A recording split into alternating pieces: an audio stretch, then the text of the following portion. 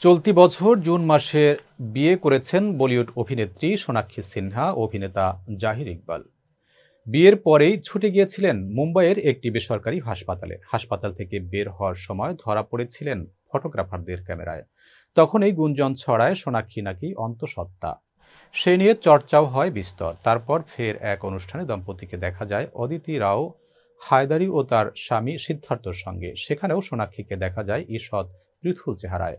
ফলে আরও এক প্রস্ত আলোচনা শুরু হয় তার আসন্ন মাতৃত্ব নিয়ে। এবার সেই গুঞ্জন নিয়ে নিজেই মুখ খুললেন অভিনেত্রী। বললেন, আমি কিন্তু অন্তঃসত্ত্বা নই, আমি আসলে মোটা হয়ে গেছি। বিয়ের পরে নবদম্পতির কাছে আসতেই থাকে একের পর এক নিমন্ত্রণ, খাওয়া দাওয়ার পর্ব লেগেই থাকে। সোনাক্ষী জহিরও কি বিয়ের পর এমনই আমন্ত্রণে সাড়া দিয়েছেন? প্রশ্নের উত্তরে সোনাক্ষী বলেন, হ্যাঁ, এমন বহু আমন্ত্রণ এসেছে। আর এখানেই আমি বলতে চাই, আমি কিন্তু অন্তঃসত্ত্বা নই, আমি আসলে মোটা হয়ে গিয়েছি। এই তো কিছুদিন আগে আমাদের হঠাৎ একজন শুভেচ্ছা জানালেন। আরে আমরা কি নিজেদের বিয়ের এই সফরটা একটু উপভোগও করতে পারবো না?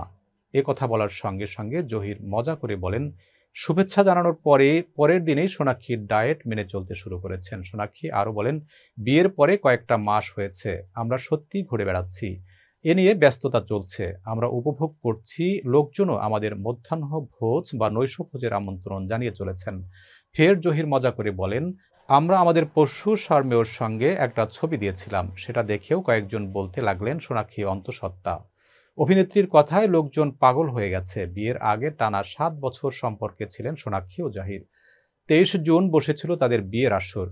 তবে বিয়েতে ছিল না কোনো ধর্মীয় আচার, ঘরোয়াভাবেই বিয়ে সেরেছিলেন দুজন। পরে বিলাসবহুল রেস্তোরাঁয় আয়োজন করা হয় প্রীতিভোজের।